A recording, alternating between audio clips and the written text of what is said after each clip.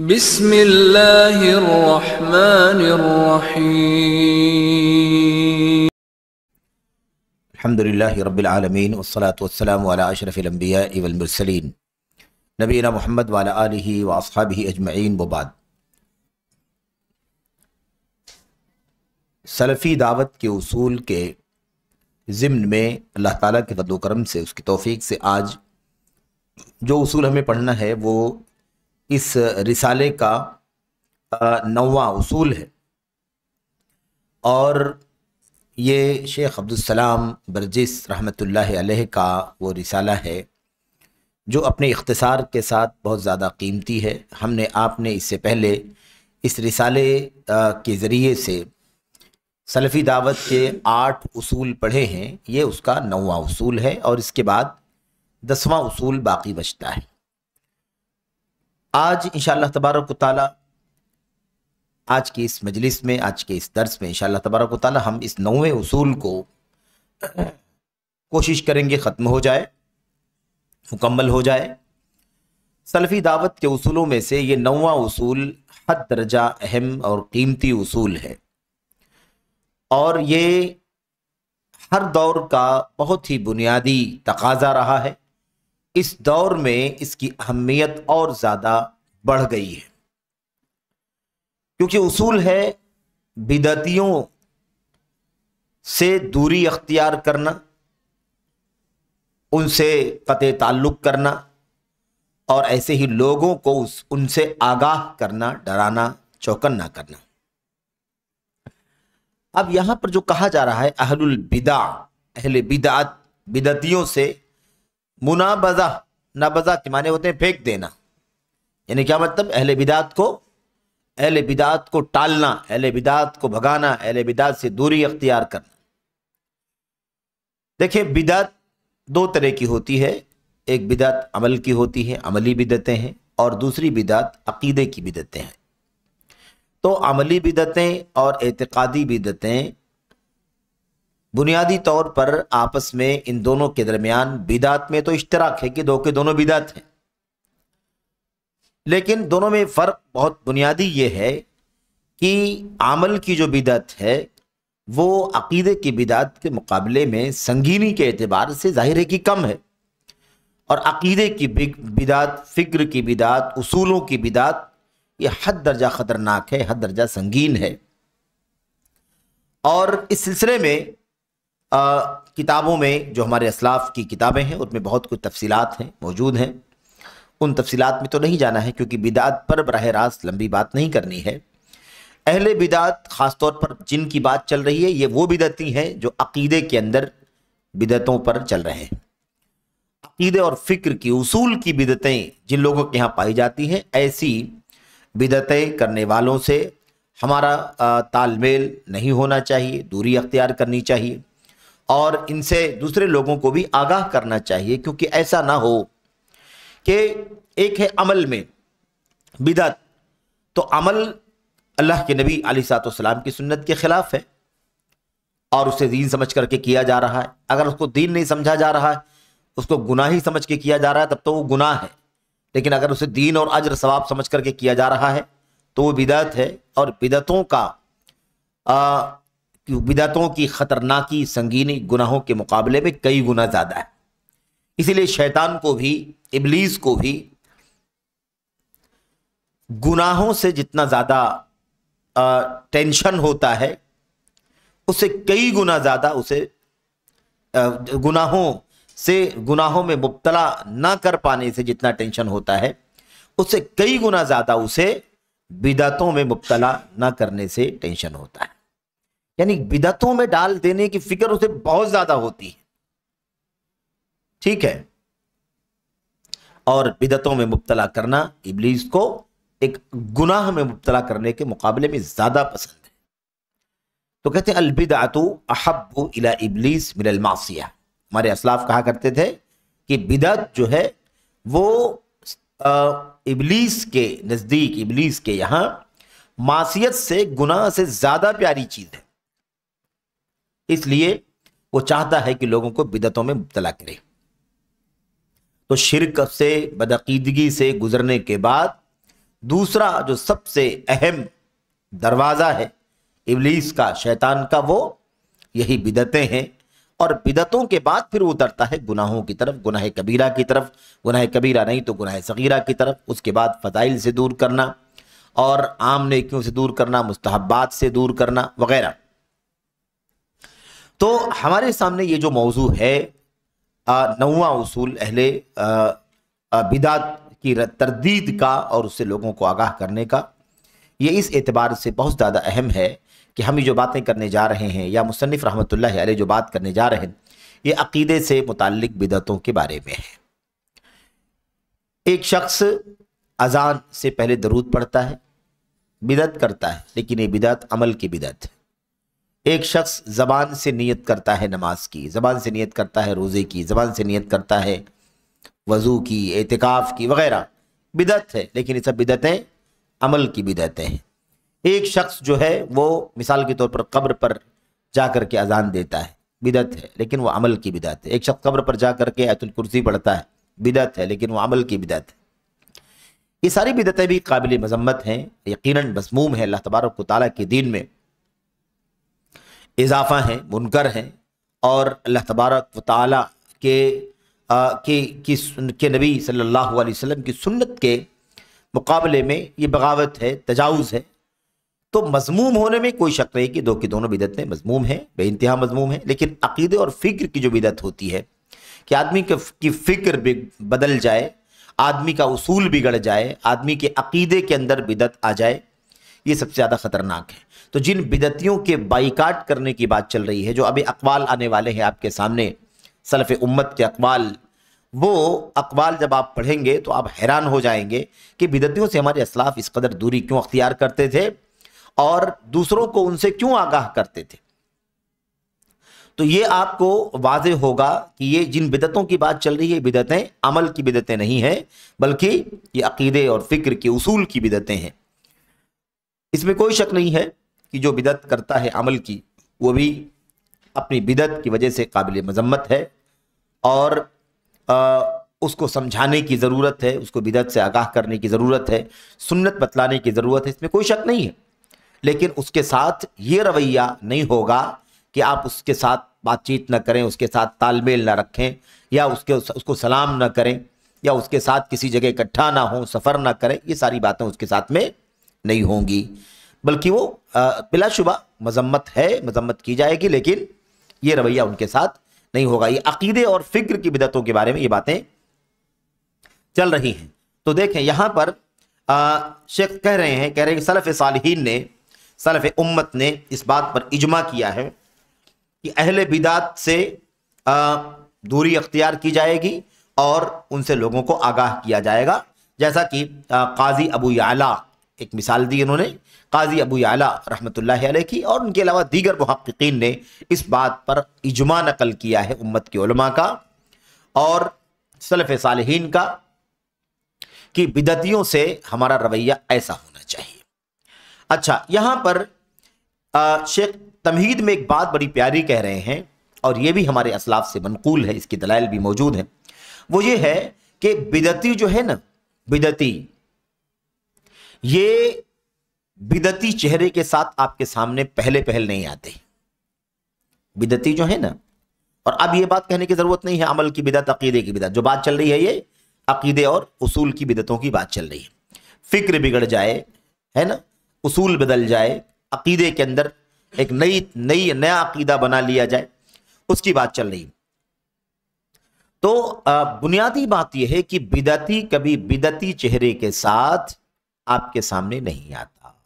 यानी ऐसा नहीं होता कि वो आपके सामने आए और अपनी बिदत पेश करना शुरू कर दे, क्योंकि उसको पता है कि बिदत पेश करेंगे तो हमारा मुआवजा होगा, हमको भगाया जाएगा, हमसे दूरी अख्तियार करेंगे। इसलिए वो सुन्नत के लिबादे में छुप करके आते हैं, सुन्नत के लिबादे में छुप करके आते हैं। और इस सिलसिले में अल्लामा बरबहारी रहमतुल्लाहि अलैह ने लिखा है कि बिदतियों का मसला यह है कि बिदतियों की मिसाल बिच्छू के जैसी है। बिदतियों की मिसाल कैसी है? अकारिब, यानी बिच्छुओं जैसी है कि बिच्छू वो अपने जिस्म को, अपने सर को, अपने चेहरे को, अपने जिस्म को मिट्टी में छुपाए रहता है, چھپائے رہتا ہے اسے، اور جیسے ہی اس کا شکار اس کو ملتا ہے فوراً ڈنک مار کر کے پھر وہ اندر غائب ہو جاتا ہے۔ بالکل ایسے ہی مثال اہل بدعت کی ہے، اور اس سے اندازہ لگا لو کہ اس طرح کی تعبیرات ہمارے اسلاف نے اہل بدعت کے بارے میں کیوں استعمال کی۔ تو مسئلہ یہ ہے کہ اہل بدعت کو ہمیں پہچاننا بہت مشکل ہے، کیونکہ وہ آتے نہیں ہیں سنت کی بدعت کی شکل میں، بلکہ وہ آتے ہیں سنت کے لباس میں، سنت کے ساتھ آتے ہیں، اور اس کے پیچھے اپنے آپ کو پوشیدہ رکھتے ہیں، چھپاتے ہیں، بدعتوں میں ڈوبے ہوئے ہوتے ہیں، لیکن سامنے جو چہرہ ان کا ہوتا ہے، لباس جو ہوتا ہے، حلیہ جو ہوتا ہے، وہ بدعت کا نہیں ہوتا بلکہ وہ سنت کا ہوتا ہے۔ قریب سے، بہت گہرائی سے جب آدمی ان کو جانتا ہے تو پتہ چلتا ہے کہ یہ اس کا ظاہر بہت خوبصورت ہے، سنت کا لبادہ ہے، لیکن اندر سے یہ بدعتوں میں ڈوبا ہوا ہے۔ ایسے ہی جب اس کے قریب ہونے کے بعد جو علم والے، اس کی بات بھی آئے گی کہ قریب کون ہو، کون قریب جائے، کون جاننے کی کوشش کرے، کون ان کو سکھانے بتانے کے لیے اپنے آپ کو کھڑا کرے، اس کا بھی اصول آپ کے سامنے آئے گا۔ کیونکہ بات ابھی کیا چل رہی ہے، دو جملے ہیں ہماری اس باب کے عنوان، ایک ہے منابذہ اور دوسرا ہے التحذیر منہم۔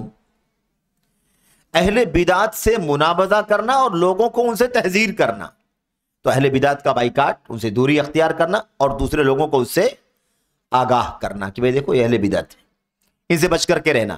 اس کے پاس ایک مجلس میں جاؤ گے تو کوئی بدعت اپنی تمہارے دماغ میں، تمہارے کان میں ڈال دے گا، اور تمہارے کان سے گزر کر وہ بدعت تمہارے دل میں اتر جائے گی، اور پھر معاملہ تمہارے لیے کیا ہوگا، سنگین ہو جائے گا۔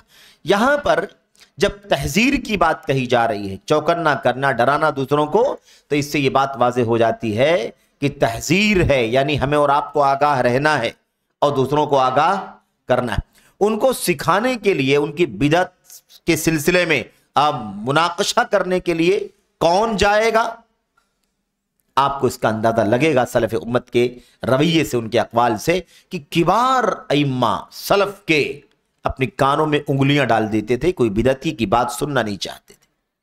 تو ائمہ اگر اتنا ڈرتے ہوں، گھبراتے ہوں کہ شبہ کہیں چلا نہ جائے دل کے اندر، تو ہم طلبہ اور عام لوگوں کی کیا حیثیت ہے کہ ہم سوچیں کہ نہیں میں اس کے ساتھ جاتا ہوں، اس کے ساتھ بیٹھتا ہوں، اس کے ساتھ اس لیے رہتا ہوں تاکہ اس کو سمجھاؤں کہ بے تو جس طریقے پر چلتا ہے تیرا موقف غلط ہے، بدعت ہے یہ، اور تو اس سے بعد آ جا۔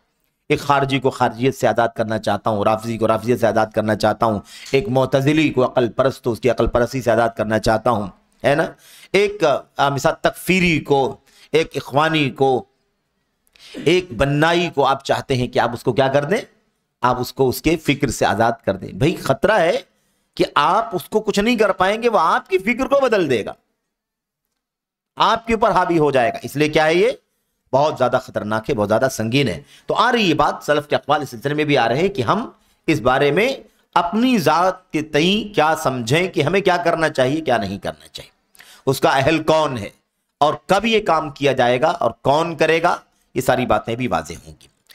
اس باب سے، یعنی اس 9ویں اصول سے ایک بات ثابت ہوتی ہے کہ اصول اور منہج سے ہٹے ہوئے لوگ جو یہ بدعتی ہیں، اصول کے بدعتی، منہج کے بدعتی، عقیدے کی بدعتی جو ہیں، ان کے خلاف ہمارے اسلاف بہت ساری باتیں کرتے تھے، اور یہ چیز ہر دور میں رہی ہے۔ اس دور میں بھی اہل بدعت کے خلاف بات کرنا، لوگوں کو ان سے چوکنا کرنا، ڈرانا واجب ہے، ضروری ہے۔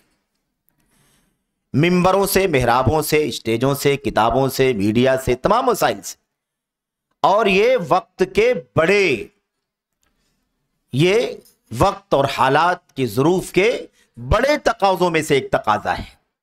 ایک شخص عمل کی بدعت کرتا ہے، عمل کی بدعت کرتا ہے، منکر ہے، مذمت کے قابل ہے، بے انتہا مذموم ہے، لیکن ہم اگر صرف اتنا سمجھانے کی فکر کریں کہ یہ آدمی زبان سے نیت کرتا ہے، یہ غلط کرتا ہے، اس کو روکنا چاہیے، اچھی بات۔ ایک آدمی اذان سے پہلے درود پڑھتا ہے، اس کو روکنا چاہیے، ہے نا۔ اس طرح کی جو بدعتیں ہیں، ان بدعتوں سے روکنا چاہیے، اور ہم اس پر مطمئن ہو جائیں تو آپ سمجھ لیں کہ اتنا ہم سنجیدہ ہیں ان عملی بدعات سے لوگوں کو آگاہ کرنے کے لیے، اس سے کئی گنا زیادہ ہم کو لوگوں کو عقیدے اور اصول کی بدعتوں اور منہج کی بدعتوں سے آگاہ کرنے کے لیے فکر مند ہونا چاہیے۔ لیکن آج جو صورتحال جو بنتی جا رہی ہے، اس کے پیچھے سوچ کیا ہے، لوگ کیوں اس بنیاد پر گھبراتے ہیں، بھاگتے ہیں، یا اس کو مختلف انداز کے پروپیگنڈوں کے ضمن میں شامل کرنے کی بھی کوشش کرتے ہیں کہ لوگ کہتے ہیں کہ منہج پر بات نہیں ہونی چاہیے۔ اگر یہ ہمارے اسلاف کے اقوال ہمارے سامنے نہ ہوتے تو آج ہم بدعتوں کی، عقیدے اور اصول کی بدعتوں کے دلدل میں نہ جانے کہاں چلے گئے ہوتے۔ اللہ تعالیٰ کی حمد کریں، اس کا شکر ادا کریں کہ ہمارے اسلاف نے اپنی ذمہ داریوں کو ادا کیا ہے، ورنہ آج ہمارے پاس اخوانیوں کے خلاف، رافضیوں کے خلاف، صوفیوں کے خلاف، عقلانیوں کے خلاف اور سارے اہل بدعت کے خلاف بات کرنے کے لیے، رد کرنے کے لیے کوئی میٹیریل اور کوئی ہمارے پاس کوئی نصاب بھی نہیں ہوتا۔ یہ اللہ تعالیٰ کا فضل ہے کہ پوری پوری کتابیں جلدوں میں لکھی گئی ہیں اہل بدعت کی تردید میں۔ تو منہجی فساد کی اصلاح، جو اصول کی بدعت، منہجی فساد کیا ہے؟ منہجی فساد یہ اصول، عقیدے اور فکر کے اندر ایک نئی چیز ہے، اس کی اصلاح کرنے کا کام سب سے زیادہ ضروری ہے۔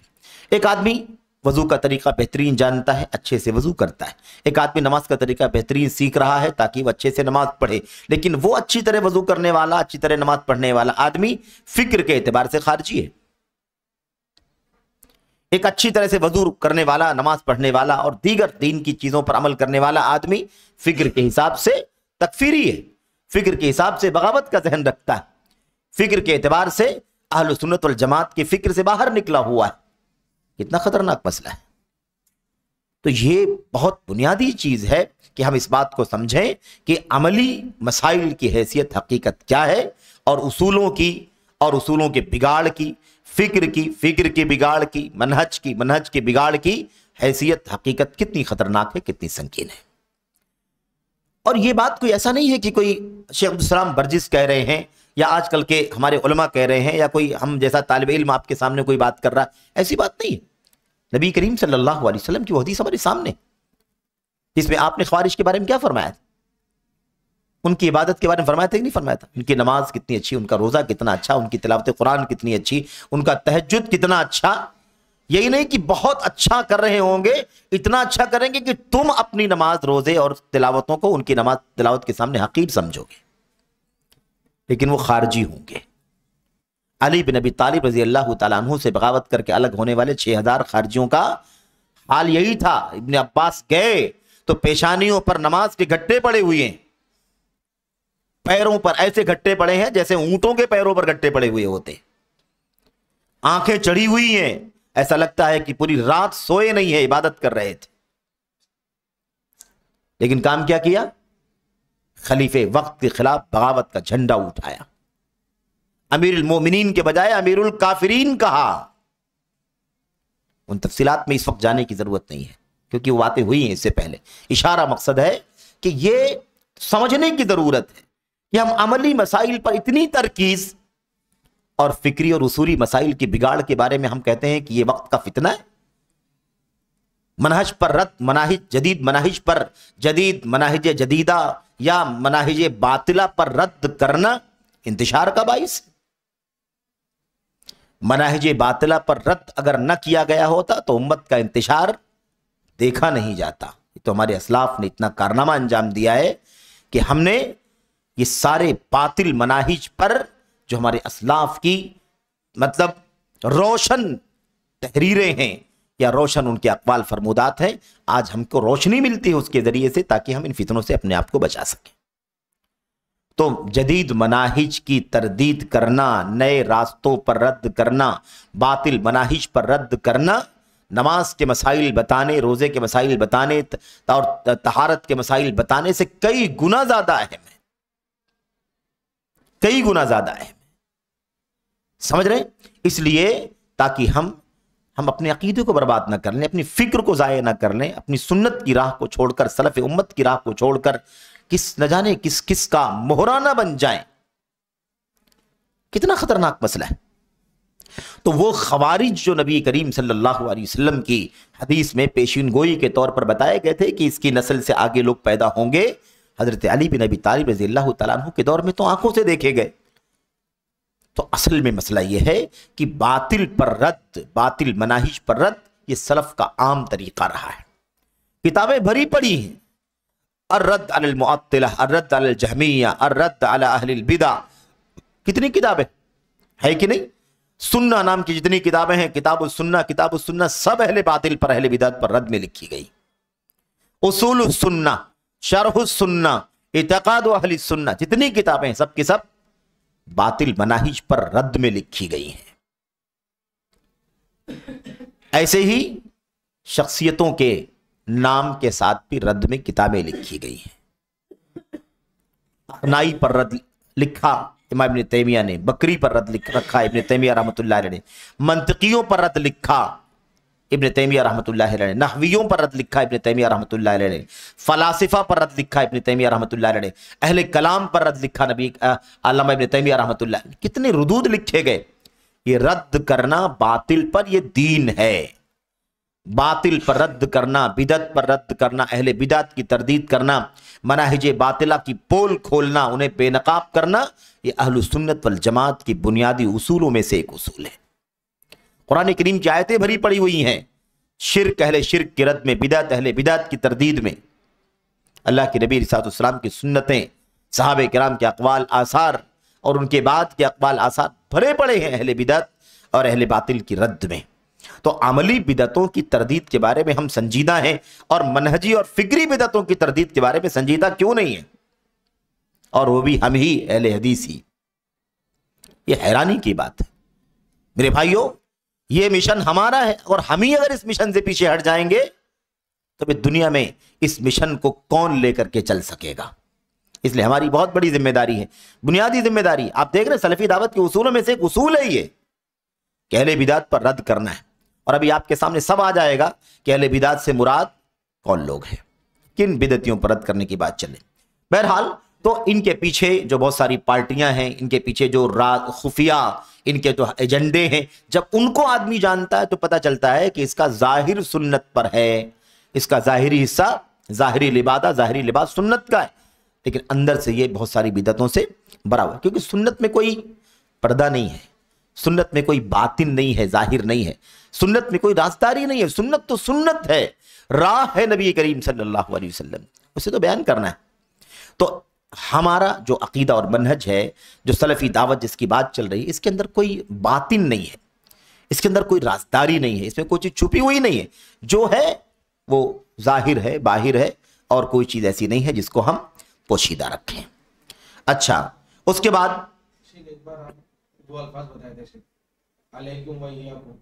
ہاں، اسے پہلے بات آئی تھی نا کہ دونوں چیزیں ہونی چاہیے، خالی سنت کا حکم، سنت کی تعلیم دینا کافی نہیں ہے۔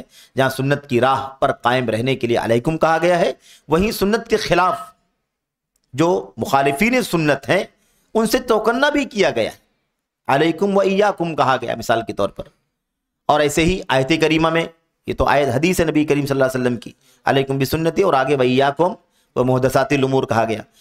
اس آیت کریمہ کے اندر وَأَنَّ هَذَا صِرَاطِي مُسْتَقِيمًا، اس میں دیکھیں فَاتَّبِعُوهُ اور آگے وَلَا تَتَّبِعُوا السُّبُلَ، دونوں لازم ہیں، دونوں لازم ہیں۔ ایک بات کہنا، اس لیے وہ اصول ایک دم بے اصولی کی بات کا ہے جو کہتا ہے کہ آپ کو مخالفین پر بات کرنے کی کیا ضرورت ہے۔ آپ قرآن بیان کیجئے، سنت بیان کیجئے، صحابہ کا راستہ بیان کیجئے، اقوال سلف بیان، سب بیان کیجئے، آپ مخالف پر رد کرنے کی آپ کو کیا ضرورت ہے؟ مخالف پر رد کرنے کی ضرورت نہیں ہے تو اللہ کے نبی کو وَإِيَّاكُمْ کہنے کی ضرورت نہیں تھی۔ اللہ تبارک و تعالیٰ کو اتنا کافی تھا کہ اللہ تبارک و تعالیٰ فرما دے فَاتَّبِعُوهُ وَلَا تَتَّبِعُوا السُّبُلَ کہنے کی ضرورت نہیں تھی۔ اس لیے حق بیان کرنے کے لیے باطل پر رد کرنا ضروری ہے۔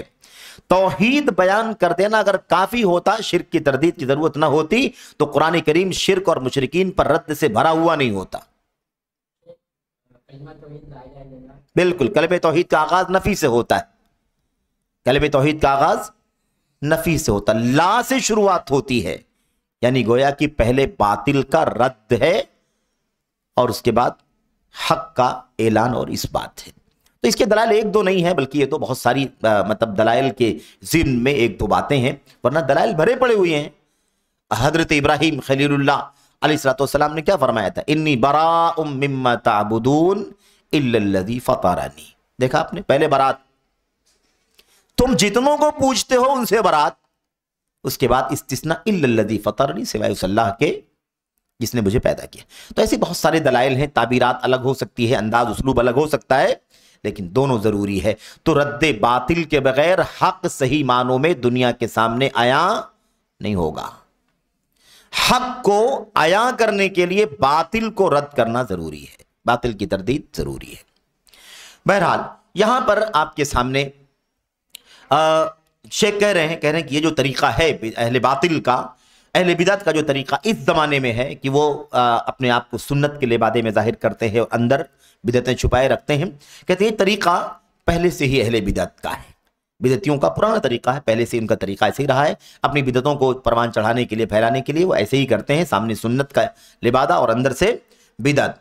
इब्न बत्ता रहमतुल्लाह अलैह की अल-इबानतुल कुबरा, अल-इबानतुल कुबरा इब्न बत्ता रहमतुल्लाह अलैह की मशहूर किताब है और बहुत ही अजीम शान किताब है।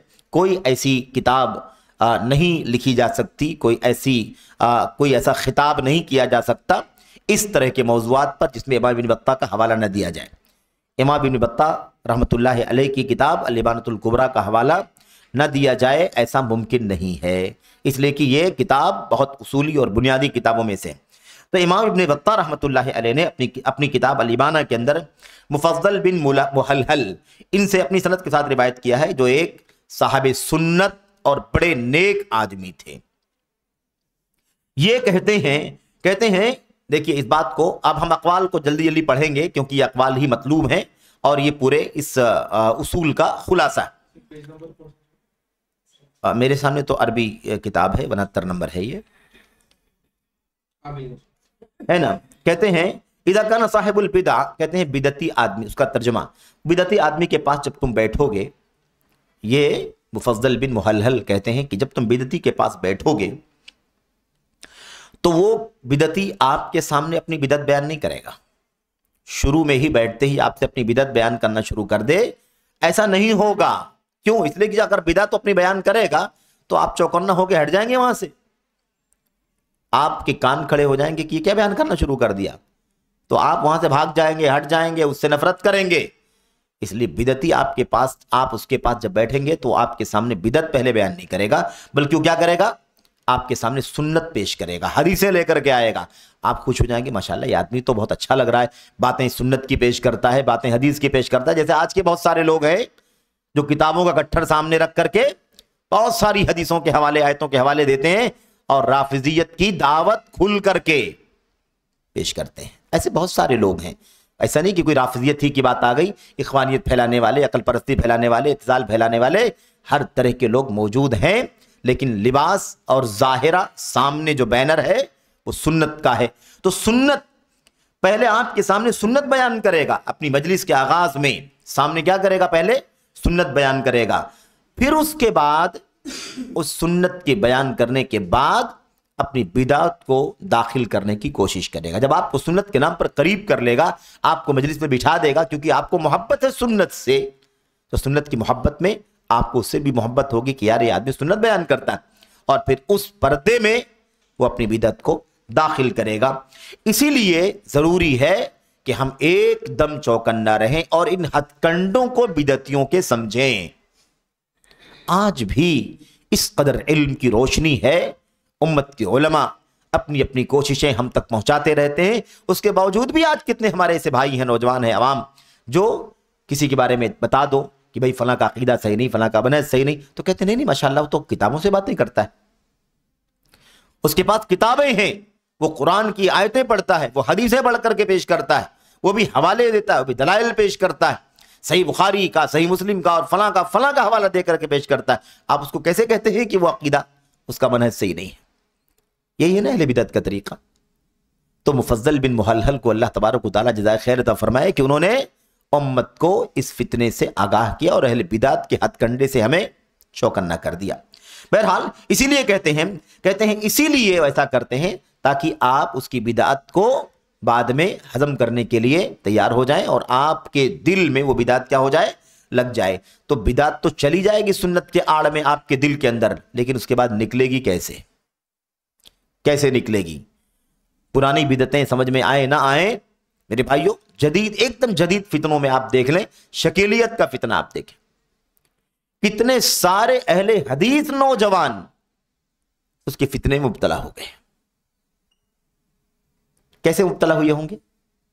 وہ آپ کے سامنے حضرت عیسیٰ، حضرت مہدی علیہ الصلوۃ والسلام کی حدیثیں اور اس کے بعد اس کے ترجمے اور اس کو گراؤنڈ پر فٹ کرنا اور ملک اور دنیا کے حالات کے اندر فساد اور اس کی اصلاح کرنے کے لیے حضرت عیسیٰ ابن مریم کا اور ان سے پہلے حضرت مہدی کا آنا اور اس کے بعد پورا پروف کر کے پورے ذہن کو تبدیل کرنے کی کوشش کرتا ہے. ہمارا اہل حدیث نوجوان جو علماء کی سرپرستی میں، علماء کی تربیت میں رہتا ہے، ہماری اپنی مسجدوں میں نمازیں پڑھتا ہے، وہ فتنے میں مبتلا ہوتا ہے تو اپنے علماء سے شکیل بن حنیف کی تائید میں مناظرے کرنے کے لیے کھڑا ہو جاتا ہے. تو بدعتوں کے اوپر جو سنت کا لباس ہوتا ہے نا، یہ سب سے خطرناک ہوتا ہے. اور اس سے پہلے بھی ہم نے شاید کہیں بات کی تھی، ہم لوگوں نے کہیں پڑھا تھا کہ کوئی ایسی بدعت نہیں ہے دنیا کی جس کے پیچھے سنت کا یا کسی صحیح دلیل کا شبہ استعمال نہ کیا جاتا ہو، یعنی اس کو دلیل بنا کر کے پیش کیا جاتا ہو. کیونکہ شبہ کا مطلب کیا ہوتا ہے؟ اس کے ذریعے سے آپ کے اس موضوع میں کنفیوژن پیدا ہوگی اور آپ کا ذہن ڈائیورٹ ہوگا، لیکن وہ اپنی نقطے پر دلیل نہیں ہوگی، صحیح معنوں میں فی نفسی دلیل نہیں ہوگی، لیکن اس کے ذریعے سے آپ کو اس شبہے میں ڈالنے میں کامیاب ہو جائے گا. خیر، یہاں پر ہم بات یہ کر رہے ہیں کہ علامہ کیا فرماتے ہیں، یہ مفضل بن محلحل رحمت اللہ علیہ کہتے ہیں وہ بدعت تو تمہارے دل کے اندر چلی جائے گی، نکلے گی کب؟ فکر کرو کب نکلے گی وہ بدعت. اس لیے چوکن نہ رہو کہ اہل بدعت کا طریقہ کیا ہے. اچھا، یہاں پر اس سلسلے میں جب دلوں میں بدعتوں کے داخل ہو جانے کا خطرہ ہمارے اسلاف محسوس کیا کرتے تھے، تو اس حوالے سے یہاں پر امام ابن بطہ رحمت اللہ علیہ نے ہی حضرت معمر کا ایک واقعہ پیش کیا ہے. معمر جانتے ہیں، معمر بن راشد الازدی، اور ایسے ہی یہ طاؤس بن کیسان الیمانی. آپ دیکھیں بیان کرتے ہیں، معمر کہتے ہیں ابن طاؤس بیٹھے ہوئے تھے، طاؤس کے بیٹے بیٹھے ہوئے تھے، ایک شخص آیا جو معتزلی تھا. معتزلی جانتے ہیں نا کون ہوتے ہیں؟ عقلانیت، عقل پرست، قرآن سنت کی آیتوں کو، حدیثوں کو، اور خاص طور پر اللہ تبارک و تعالیٰ کے اسماء و صفات کے باب میں، دیگر ابواب میں بھی، لیکن خاص طور پر اسماء و صفات کے باب میں اپنی عقل کا استعمال کر کے اللہ تعالیٰ کی صفات کا ناموں کا انکار کرنا یا اس کی تعویل کرنے کی کوشش کرنا. معتزلہ، ایک معتزلی شخص آیا اور اس نے آ کر کے کیا کہا؟ آیا بات کرنے لگا، اپنی بات شروع کر دیا. جیسے اس نے بات کرنا شروع کیا تو طاؤس کے بیٹے نے، ابن طاؤس نے اپنی دونوں انگلیوں کو اپنے کان میں ڈال دیا اور اپنے بیٹے سے کہا، بیٹے بنائی ای بنائی ادخل اصبعی کا فی اذنی واشدد، بیٹے اپنی انگلیوں کو کان میں ڈال دو اور خوب اچھی طرح سے کان کو بند کر لو تاکہ بالکل آواز تمہارے کان میں نہ جائے. وَلَا تَسْمَعْ مِنْ كَلَامِهِ شَيْئًا، بیٹے اس کی تھوڑی بھی بات نہیں سننا. اور ہم لوگ جا کے اٹھتے بیٹھتے ہیں، سوچتے ہیں کہ جا کر کے اس کو سنی بنا دیں گے. یہ ائمہ ہے امت کے ائمہ ہے اور سنت کے روشن چراغ ہیں. ان کے بغیر امت کی تاریخ مکمل نہیں ہوگی جو حیثیت ہے امت میں ان کی. اور حالت کیا ہے؟ خود بھی کان میں انگلی ڈال کر کے کان کو بند کر لیا اور جلدی سے چلائے، بیٹے انگلیاں ڈالو اپنے کانوں کے اندر اور خوب سختی سے اپنی انگلیوں سے کان کے اندر بند کر لو. وَلَا تَسْمَعْ مِنْ كَلَامِهِ شَيْئًا، اس کی کچھ بھی بات تھوڑی بھی نہیں سننا. یہ نہیں ہوگا تھوڑا نکالو، تھوڑا سن لیتے ہیں کیا بولتا ہے پھر بند کریں گے. نہیں، بند کر دو. پتا ہے کہ یہ آدمی معتزلی ہے، تو جب پتا چل جائے تب یہ کام ہے. جب پتا ہو کہ یہ معتزلی ہے، یہ بدعتی ہے، خارجی ہے، رافضی وغیرہ، تو ہمارا کام پہلے سے یہ ہونا چاہیے کہ سننا ہی نہیں ہے.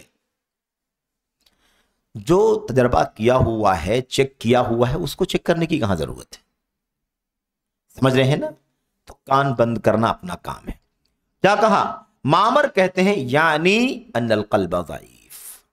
جو شاگرد ہیں معمر، وہ کہتے ہیں بتانا یہ چاہتے تھے ابن طاؤس کی دل کمزور ہوتا ہے. اگر کان کے راستے سے بدعت دل میں اتری تو پھر دل کمزور ہے، بدعت اس پر حاوی ہو جائے گی. مقابلہ ہوگا، دل ہار جائے گا. مقابلہ ہوگا تو دل ہار جائے گا، بدعت حاوی ہو جائے گی، دل کمزور ہے. ٹھیک ہے. ایسے ہی اچھا ابن بطہ رحمۃ اللہ علیہ نے اور بھی کئی ایک آثار اسلاف کے اس سلسلے کے نقل کیے ہیں. یہاں پر ایک معتزلی کا اور ایک واقعہ آپ دیکھیں. ایک معتزلی کا باقاعدہ گفتگو ہوئی اس سے.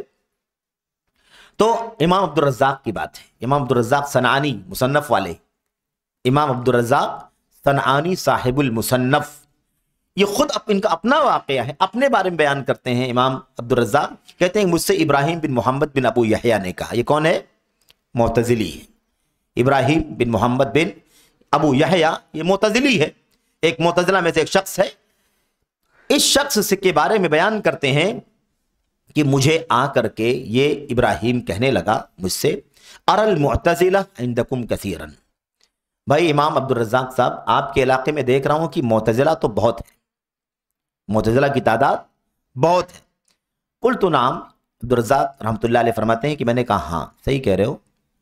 وَهُمْ يَزْعَمُونَ أَنَّكَ مِنْهُمْ. اور جو معتزلی یہاں بہت سارے ہیں، تم کہہ رہے ہو کہ یہاں بہت ہیں، یہ سارے معتزلی یہ سمجھتے ہیں کہ تم بھی انہی کے بھائی ہو. یعنی صاف کر دیا کہ تم یہ مت سمجھو کہ تم آئے ہو معتزلہ کی برائی کرنے کے لیے تو میں دھوکے میں آ جاؤں گا کہ تم معتزلی نہیں ہو. پروپیگنڈا سمجھ میں آیا کہ نہیں سمجھ میں آیا؟ ایک معتزلی آ کر کے کہتا آپ کے علاقے میں معتزلہ والے بہت، معتزلی فکر کے بہت سارے لوگ ہیں. انہوں نے فوراً کہا کہ اور جو یہاں پر ہے نا وہ آپ کو بھی اپنا ہی ساتھی سمجھتے ہیں، یعنی آپ بھی انہی میں سے ہو. آپ کیا کہنا چاہتے ہو؟ یہ علم تھا، سنت کے امام ہے نا، یہ محدث ہے امام عبد الرزاق صنعانی رحمۃ اللہ علیہ. اس لیے یہ بات انہوں نے سمجھی اور فوراً کیا کہا، یہ بھی معتزلی ہیں اور تم بھی انہی میں سے ہو. جب یہ بات سنی تو یہ ابراہیم ابو یحییٰ کہنے لگا افلا تدخل معی هذا الحانوت. تو کیا خیال ہے اگر آپ اجازت دیں تو چلتے ہیں اس دکان میں، چائے خانے میں بیٹھ جاتے ہیں تھوڑی دیر کے لیے اور میں تم سے کچھ بات کر لیتا ہوں. یہ طریقہ کہہ دیا کہ تم بھی معتزلی ہو، یہ لوگ تم کو بھی معتزلہ ہی میں شامل کرتے ہیں. تو کہا کہ کیا خیال ہے چلو تھوڑی دیر اس دکان میں بیٹھے. حانوت کے معنی دکان کے ہوتے ہیں، یعنی جو بھی بیٹھنے کی جگہ مجلس ہو، آؤ یہاں تھوڑی دیر کے لیے بیٹھتے ہیں تاکہ میں تم سے کچھ بات کر لوں. قال قلت. امام عبد الرزاق کہتے ہیں کہ میں نے اس سے کہا لا، نہیں یہ تو ہو ہی نہیں سکتا، تمہارے ساتھ میں کیسے بیٹھوں گا. قال لما. تو ابراہیم ابو یحییٰ نے کہا معتزلی نے، کیوں لیکن؟ قلت. امام عبد الرزاق کہتے ہیں میں نے کہا لأن القلب ضعیف والدین لیس لمن غلب. دل کمزور ہے، تمہاری بدعت اعتزال کی میرے دل میں کہیں نہ چلی جائے، اور دین اس کے باپ کا نہیں ہے جو غالب ہو جائے. دین اس کا نہیں ہے جو غالب ہو جائے. یعنی ابھی تم بیٹھو گے تو مجھ سے بات کرو گے، اپنی بدعت پیش کرو گے اور مجھے گھماؤ گے، مجھے بہکاؤ گے، ہے نا، سمجھانے کی کوشش کرو گے. پتہ نہیں میں کہیں مغلوب ہو جاؤں، تم غالب آ جاؤ تو تمہارا دین میں مان لوں. دین اس کا نہیں ہوتا ہے جو غالب آ جائے، دین وہ ہے جو اترا ہے کتاب و سنت کے اندر. یہ امام عبد الرزاق صنعانی رحمۃ اللہ علیہ بیان فرماتے ہیں. دیکھا آپ نے، اب معتزلہ کے خلاف رد ائمہ کرتے تھے کہ نہیں کرتے تھے؟ یہ سلوک کرتے تھے، یہ سلوک، یہ طریقہ تھا ہمارے اسلاف کا. یہ جو عقل پرستی چل رہی ہے وطن عزیز میں، دعوت کی فیلڈ میں، ماضی قریب سے لے کر کے آج تک اور پوری دنیا کے گوشے گوشے میں، یہ کون سی فکر ہے؟ یہ سنت ہے، یہ عقل پرستی، یہ اعتزال ہے. اعتزال جدید کہتے ہیں، نئی عقل پرستی. وہ معتزلہ تو پرانے تھے، اعتزل عن واصل والے، لیکن آج اعتزال جدید ہے. یعنی وہی عقل پرستی کا نیا راستہ نکلا ہوا ہے. ہر چیز میں عقل، عقیدے کے مسئلے میں، ایمان کے مسئلے میں، معجزات کے مسئلے میں، حدیثوں کے مسئلے میں، قرآن کریم کی تفسیر کے مسئلے میں، نہ جانے کتنا زیادہ عقل پرستی کو ان لوگوں نے دخل دے دیا ہے. تو یہ اعتزال ہے، یہ طریقہ ان کا تھا، یہ معاملہ ان کا تھا. ایسے امام ابن بطہ رحمۃ اللہ علیہ نے سعید بن عامر سے بھی ایک اثر نقل کیا ہے. وہ کہتے ہیں کہ سلام بن ابو مطیع نے ہم سے بیان کیا کہ بدعتیوں میں سے ایک آدمی، اس سے پہلے بات آئی ہے کہ اہل بدعت کو اہل بدعت کہا جاتا ہے، اہل المحدثات بھی کہہ سکتے ہیں، اہل الاہواء بھی کہتے ہیں. زیادہ معروف لفظ اہل البدع والاہواء ہے. اور بہت سارے الفاظ ہیں، اصحاب الجہالات بھی کہا جاتا ہے، اصحاب الضلالات بھی کہا جاتا ہے، اور بہت ساری تعبیرات ہیں امت کے علماء اپنی کتابوں میں استعمال کرتے ہیں۔ لیکن بہرحال یہ بدعات اور ہوا، ان دونوں کا لفظ، ان دونوں الفاظ کا استعمال کافی زیادہ ہے۔ یہاں پر دیکھیے سلام بن ابو مطیع بیان کرتے ہیں کہ ایک شخص بدعتیوں میں سے آیا اور ابو ایوب سختیانی رحمۃ اللہ علیہ سے کہنے لگا۔ ایوب سختیانی مشہور ائمہ میں سے ہیں۔ ایوب سختیانی رحمۃ اللہ علیہ سے اس نے کہا، اے ابو بکر، ان کی کنیت ہے ایوب سختیانی کی، اے ابو بکر، اسألک عن کلمہ، میں آپ سے ایک بات پوچھنا چاہتا ہوں۔ پوچھنا چاہتا ہے یا بتانا چاہتا ہے؟ پوچھنے کے نام پر بتانے کا کام بدعتی کرتے ہیں۔ اسألک عن کلمہ، میں آپ سے ایک لفظ کے بارے میں پوچھنا چاہتا ہوں۔ امام ایوب سختیانی رحمۃ اللہ علیہ نے کہا، وَجَعَلَ يُشِيرُ بِإِصْبَعِهِ، اور اپنی انگلی سے اشارہ کرنے لگے، اپنی انگلی سے اشارہ کرتے ہوئے کہا، وَلَا نِصْفَ کلمہ، آدھی بات بھی نہیں کرنا ہے، مجھے تم سے آدھی بات بھی نہیں سننا ہے۔ تمہارے سوال میں تم نے کہا ہے کہ میں تم سے ایک بات پوچھنا چاہتا ہوں، میں تم سے آدھی بات بھی نہیں کرنا چاہتا۔ وَلَا نِصْفَ کلمہ، وَلَا نِصْفَ کلمہ، 2 بار 3 بار دہرا کر کے کہا کہ نہیں، آدھی بات بھی نہیں کرنی ہے، کیونکہ وہ کون تھا؟ رجلا من اہل الاہواء، بدعتیوں میں سے ایک آدمی تھا۔ اور یہ ساری بدعتیں کون سی ہیں؟ عقیدے کی، منہج کی، فکر کی، اصول کی بدعتیں ہیں۔ تو سلف صالحین کا طریقہ یہ تھا میرے بھائیوں کہ یہ بدعتیوں کی باتیں بالکل سننا نہیں چاہتے تھے، بالکل سننا نہیں چاہتے تھے، ایک لفظ بھی، آدھا لفظ بھی سننا نہیں چاہتے تھے۔ آج حالت کیسی ہے؟ آج حالت ایسی ہے کہ جن کے منہج کے بارے میں پتا ہے کہ فاسد ہے، یا جن کا منہج نہیں معلوم ہے، ان نون ہے، مجھول منہج، اس کا چہرہ واضح نہیں ہے کہ وہ کس فکر کا ہے، کس عقیدے کا ہے، ایسے کتنے سارے لوگوں کو ان کی ظاہری چمک دمک، اس کی چکنی چپری باتوں، اس کے زرق برق رویے اور اس کے کرنٹ ایشوز پر بات کرنے کی وجہ سے نوجوانوں کا ایک بہت بڑا طبقہ ان پر فریفتہ ہوا پھر رہا ہے، ان کا گرویدہ ہوتا ہوا گھوم رہا ہے، اور ایسا لگتا ہے کہ اس سے بڑا امت کا ہمدرد، امت کا خیرخواہ اور کوئی بھی نہیں ہے۔ میرے بھائیو، شاگرد بنا ہوا ہے، سنتا ہے، پر مسلسل سارے دروس کو سنتا ہے، کتابوں کو پڑھتا ہے، مطالعہ کرتا ہے، دیکھتا ہے، اسی سے وابستہ۔ ایسے کتنے ہمارے نوجوان ہیں، جبکہ ایسے لوگ جن کے منہج کے بارے میں ان کا فساد معلوم ہے، واضح ہے۔ تو یہ اتنا خطرناک مسئلہ ہے کہ وہ اتنا بھی سننا نہیں چاہتے تھے، اور ہم پورا سننے کے لیے اپنے آپ کو ان کا شاگرد بنا لیتے ہیں، ان کی کتابیں پڑھتے ہیں، ان کے لٹریچرز کو دیکھتے ہیں۔ یہ بہت ہی خطرناک مسئلہ ہے۔ تو اس سے یہی نہیں کہ سنتے نہیں تھے، آدھی بات بھی نہیں سنتے تھے، بلکہ ان سے چوکنا کرتے تھے تاکہ دل کے اندر ان کی بدعتوں میں سے کوئی چیز داخل نہ ہو جائے کہ یہ چیز ہلاکت کا سبب بن سکتی ہے۔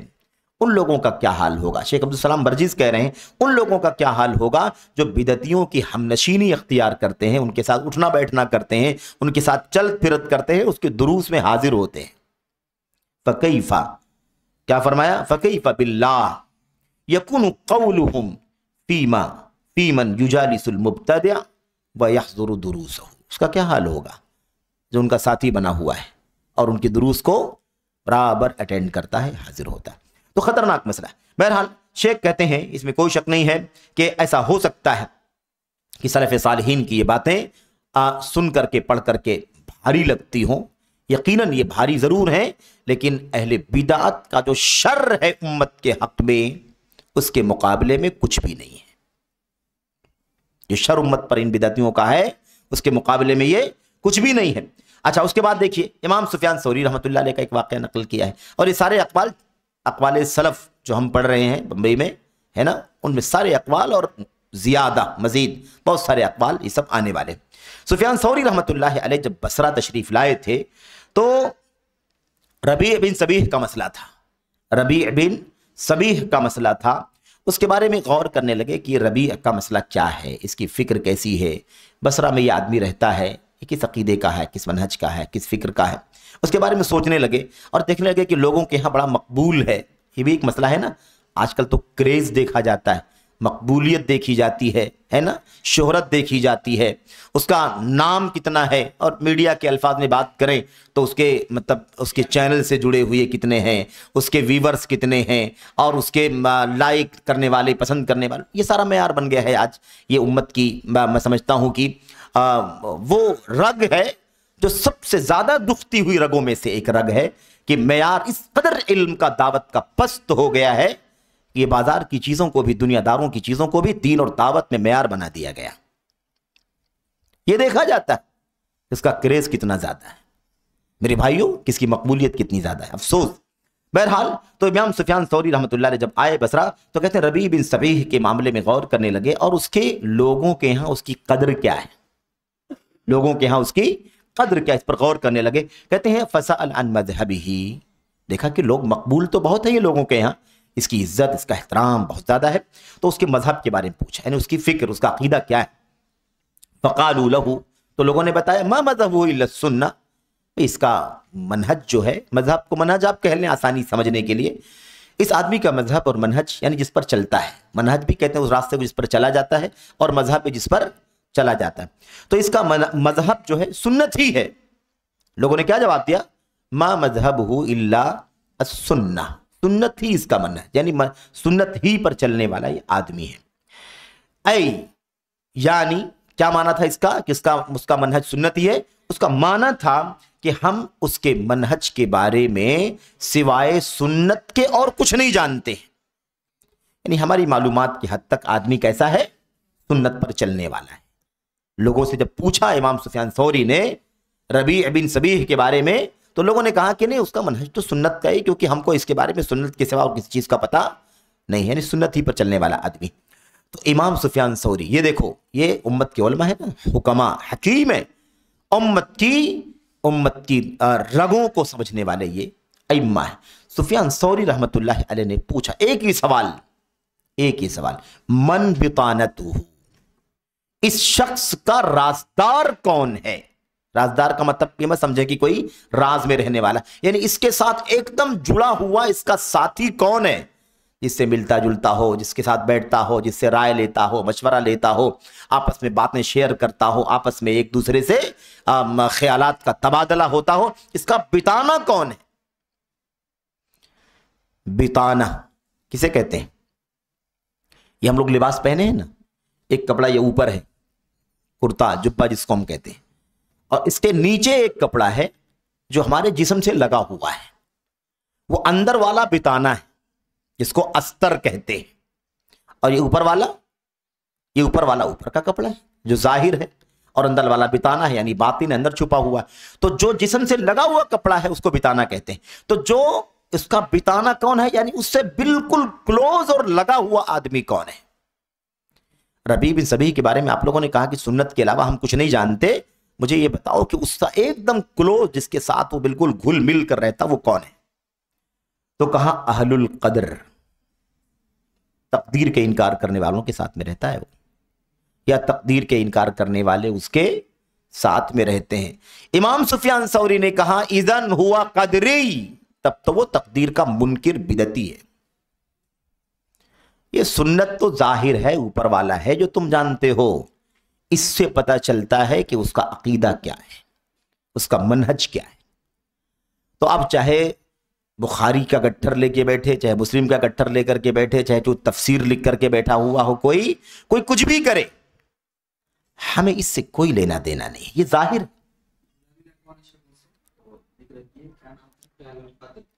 اہل القدر، تقدیر کا انکار کرنے والے، قدریہ، یہ تو آیا ہوگا آپ کے یہاں عقیدے کے اندر. تو قدریہ اور جبریہ، تقدیر کا انکار کرنے والے قدریہ، اور تقدیر کے پیچھے بندوں کو مجبور ہونے کا عقیدہ رکھنے والے جبریہ، دونوں بدعتی ہیں، دونوں گمراہ ہیں. تو اہل القدر اس کے ساتھ میں رہتے ہیں. تو امام سفیان نے کہا پھر آپ زیادہ بات کرنے کی ضرورت نہیں ہے، پھر وہ قدری ہے، یعنی وہ بھی تقدیر کا منکر ہے، بدعتی ہے. اس کے ظاہر کو تم دیکھ کر کہہ رہے ہو کہ اس کا تعلق سنت کے علاوہ کسی چیز سے نہیں ہے، وہ ظاہری چیز ہے. اس کا بتانہ جب اہل قدر لوگوں کے ساتھ میں وہ رہتا ہے، گھل مل کر کے ان کے ساتھ اٹھتا بیٹھتا ہے، تو اس کا مطلب یہ ہے کہ وہ بھی اسی تقدیر کے منکرین میں شامل ہے، وہ بھی قدری آدمی ہے. تو فرقے کو قدریہ کہتے ہیں اور ایک شخص کو قدری کہتے ہیں۔ خلاصہ یہ ہوا کہ یہ ہے اہل بدعت کے بارے میں ہمارے امت کے ائمہ اور علماء کا موقف اور منہج۔ کہہ سکتے ہیں لیکن اس میں بھی بتانا والی بات کبھی کبھی نہیں آتی، کیونکہ بہت واضح ہے نا، اس کے اندر جگری دوست کے اندر آتا ہے، لیکن بتانا اس سے باریک۔ بتانا ضروری نہیں کہ وہ دوست ہو جگری، ضروری نہیں کہ اس کا دوست ہو، لیکن اس کے ساتھ اس کا گھل مل کر کے رہنا اور اسی سے کوئی بات شیئر کرنا، اسی سے کوئی چیز پوچھنا، اسی کے مشورے سے چلنا، یہ کام ہوتا ہے۔ جو مستشار ہوتے ہیں نا، ایڈوائزر، انہیں کو عام طور پر بتانا کے لفظ سے یاد کیا جاتا ہے۔ اسی لیے دیکھیے کہ مسلم حکمرانوں کے سلسلے میں امت کے علماء جب دعائیں کرتے ہیں نا، تو یہ بھی کہتے ہیں کہ اللہ تعالیٰ ان کو نیک بتانا عطا فرما، خیر خواہی کرنے والا بتانا عطا فرما۔ اللہم ارزقہ البطانۃ الصالحۃ الناصحہ، اے اللہ اسے بتانا عطا فرما جو صالح ہو اور ناصح یعنی خیر خواہی کرنے والا ہو، اچھا ہونا چاہیے، کیونکہ جیسے وہ بتائے گا ویسے ہی آگے والے چلیں گے۔ تو یہ چیز بہت بنیادی ہوتی ہے۔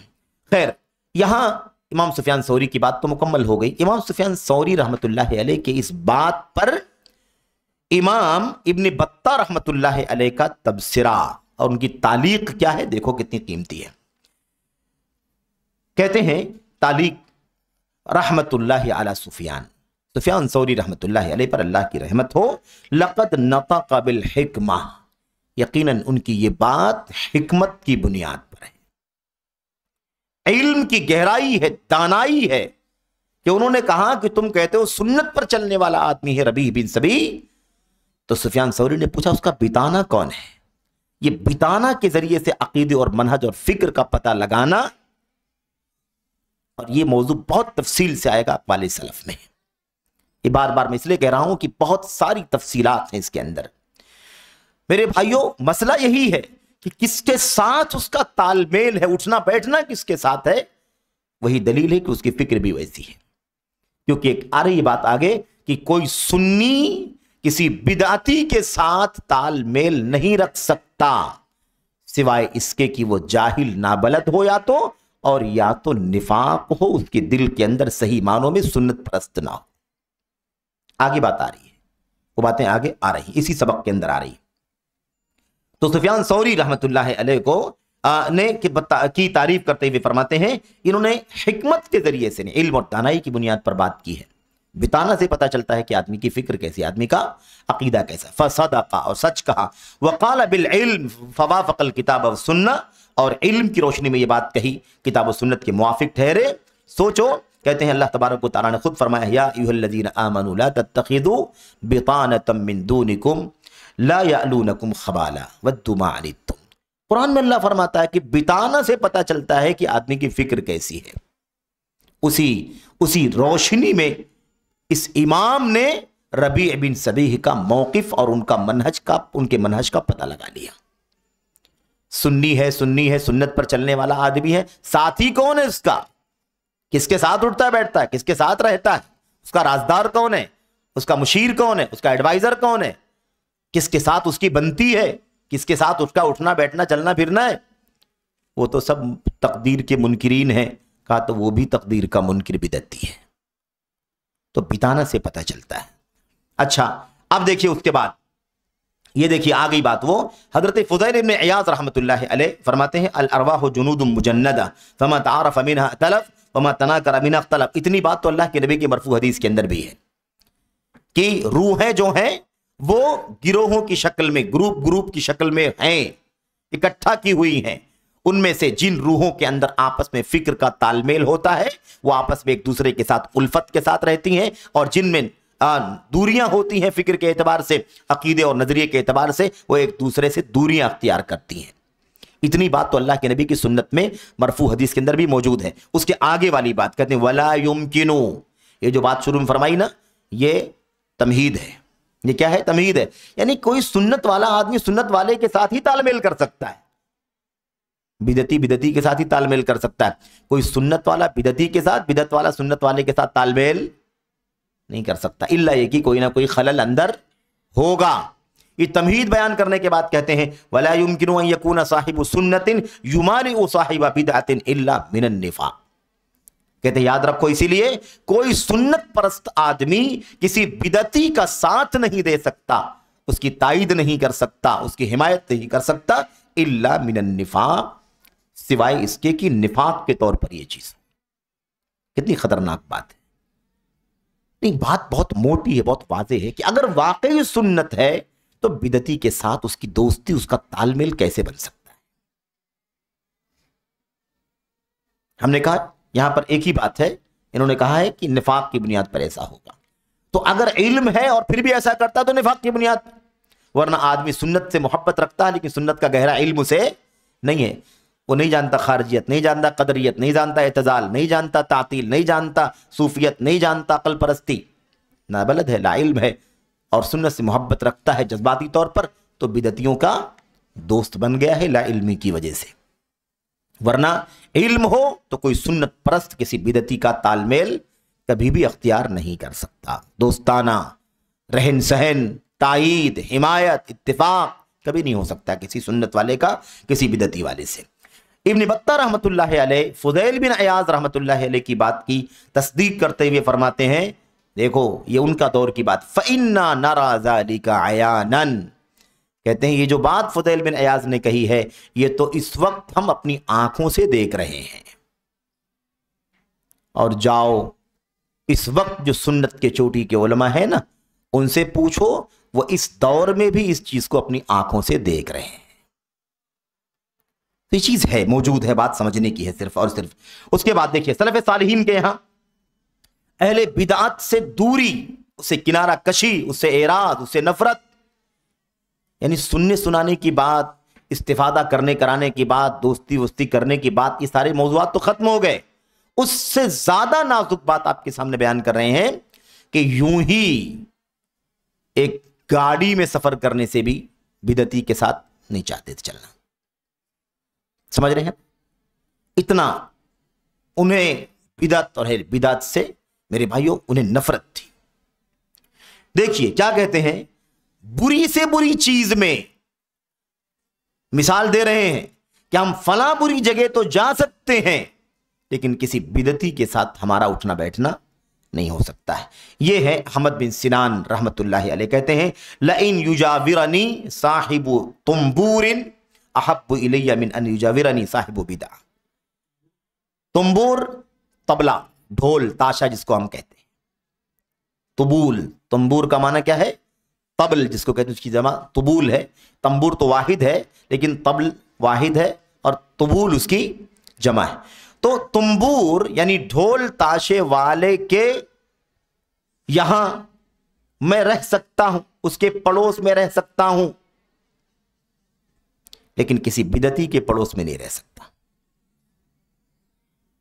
मुझे भी बयान कर रहे हैं उसके आगे कि ऐसा मैं क्यों कह रहा हूं। ढोल ताशा गाना बजाने वाला है ना, उसके बगल में, उसके पड़ोस में अगर मुझे रहने की नौबत आ जाए तो मैं उसको बर्दाश्त कर लूंगा, गवारा कर लूंगा, लेकिन किसी बिदती के साथ में उसके पड़ोस में रहना मुझे गवारा नहीं है। वजह यह है, कहते हैं लिअन्ना साहिब तुंबूरी अनहाहु व अक्सिरु तंबूर, क्योंकि तबले बजाने वाला, ढोल ताशा बजाने वाला जो आदमी होगा ना मेरे पड़ोस में, मैं उसको मना कर दूंगा और उसके तबले को, उसके ढोल को तोड़ दूंगा। यह है मेरे बस में, उसको मना कर दूं, उसके ढोल ताशे को तोड़ करके फेंक दूं, यह मुमकिन है।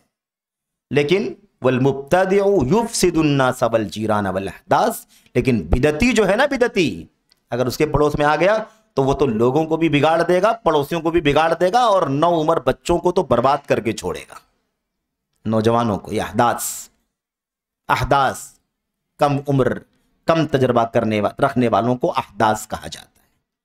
हदस की जमा जिसके माने होते हैं नया, हदस के माने नया, नौ उम्र, अहदासुल असनान सुफहाउल अहलाम, कम अक्ल, कम उम्र के। तो नौ उम्र जो होते हैं ना, उनकी अक्ल कच्ची होती है, मजबूती नहीं होती, तजर्बा नहीं होता, तो इल्म भी कम और उम्र भी नहीं कि तजर्बा हो, हालात का उन्हें पता हो। तो ऐसे सब लोगों को क्या करेगा वो, युफसिद, अपनी बिदतों के जरिए से इन सबको बिगाड़ करके छोड़ देगा।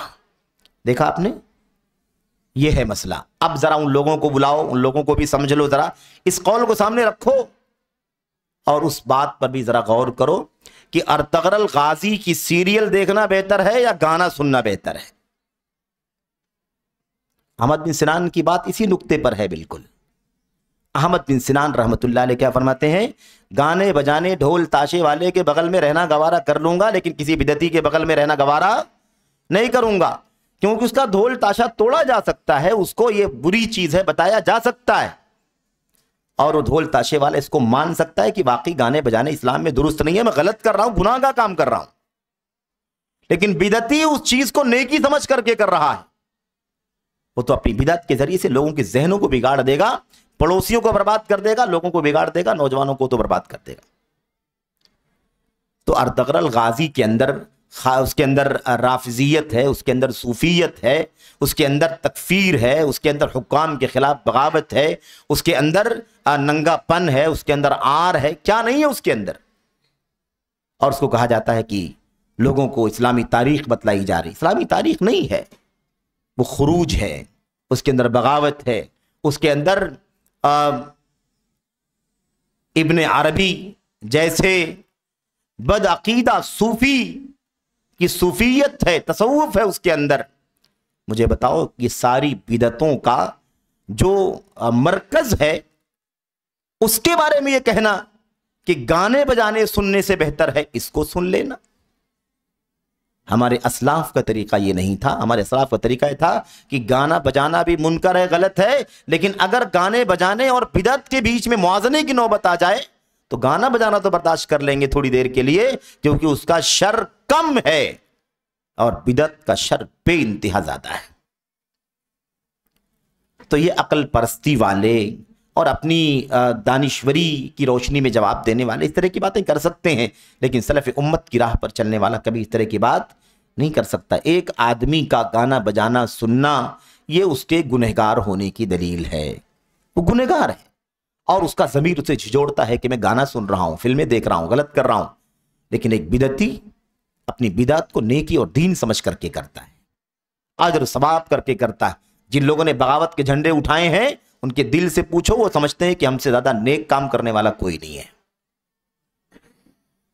ہے کہ نہیں ایسی بات؟ یہی بیان کیا جاتا ہے اور یہ شر ہے, خیر نہیں ہے.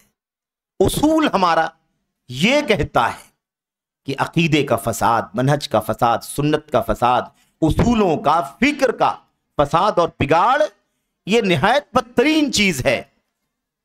نیکیاں خوارج کے اندر بھی پائی جاتی تھی, ان سے زیادہ نمازی کوئی نہیں, ان سے زیادہ روزے دار کوئی نہیں, ان سے زیادہ قرآن کی تلاوت کرنے والا نہیں, ان سے زیادہ تہجد پڑھنے والا کوئی نہیں, اور ان سے اچھا پڑھنے والا بھی. میرے بھائیو آپ سوچیے کہ اللہ کے نبی نے صحابہ کو مخاطب کر کے کہا تھا نا کہ تم اپنی نمازوں کو حقیر سمجھو گے ان کے سامنے, تو ہم تو اپنی نمازوں کو کتنا حقیر سمجھیں گے ان کے سامنے.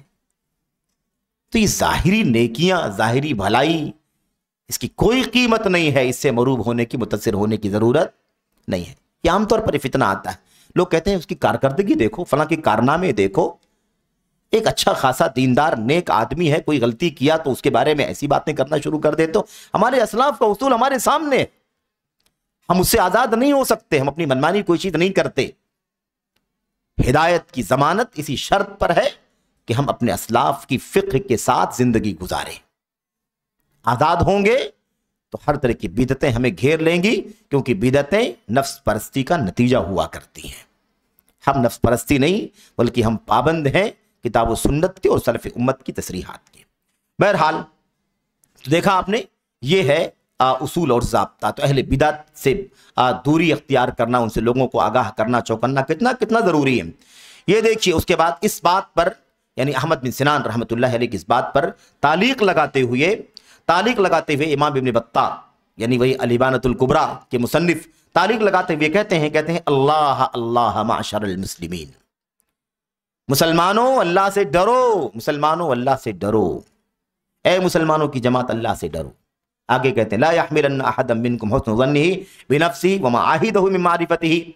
اس آدمی کہتے ہیں کسی بھی آدمی کے لیے درست نہیں ہے جو یہ سمجھتا ہو اپنے بارے میں اچھا گمان رکھتا ہو کہ میں تو اچھا ہوں، نیک ہوں، میرا عقیدہ اچھا ہے اور میرا علم اچھا ہے اور میں مضبوط ہوں، میں اس لائق ہو چکا ہوں کہ لوگوں کو حق بتلاؤں، بدعتی کو بدعت سے آگاہ کر دوں، اس کی بدعت سے چوکنا کر دوں، یہ اس کا گمان، یہ اس کا بڑکپن کہ میں بہت جان چکا ہوں، میں اب یہ کرنے کے لائق ہو گیا، میں اب یہ کرنے کے لائق ہو گیا، اب تو میں بدعتیوں کو سمجھاؤں، اب تو میں لیکچر کروں، اب تو میں درس دوں اور اب تو مناظرے کرنے کے لیے نکل جاؤں۔ یہ حسن ظن تمہیں دھوکے میں نہ ڈالے، تمہیں اس بات پر آمادہ نہ کرے، کس بات پر؟ علی المخاطرہ بدینہ، کہ اپنے دین کو خطرے میں ڈال دے، یہ اپنے دین کو خطرے میں ڈالنا ہے۔ اور کیا کہا؟ فی مجالست بعض اہل هذه الاہواء، ان بدعتیوں کے ساتھ اٹھنے بیٹھنے کے نظریے کو لے کر اپنے دین کو خطرے میں ڈالنے کی کوشش نہ کریں۔ یہ چوکنا کر رہے ہیں۔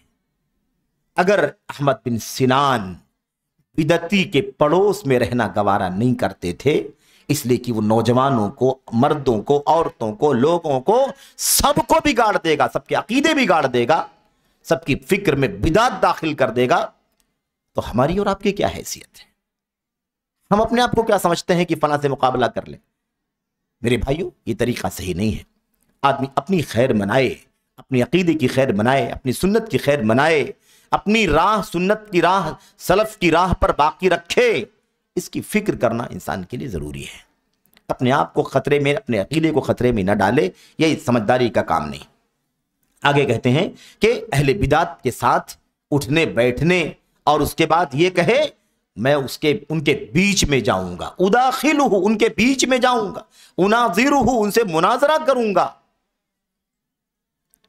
ارے بھائی، اچھے اچھے ائمہ یہ کام نہیں کرتے تھے تو آپ کو بھی یہ کام، آپ کو تو بدرجہ اولا، ہم کو بدرجہ اولا یہ کام نہیں کرنا چاہیے، ہم کو دوری اختیار کرنی چاہیے، کیونکہ مسئلے دلائل کے نہیں ہیں، مسئلے شبہات کے ہیں، مسئلے اصولوں کے نہیں ہیں، مسئلے بدعات کے ہیں، ہوا پرستی کے ہیں، نفس پرستی کے ہیں۔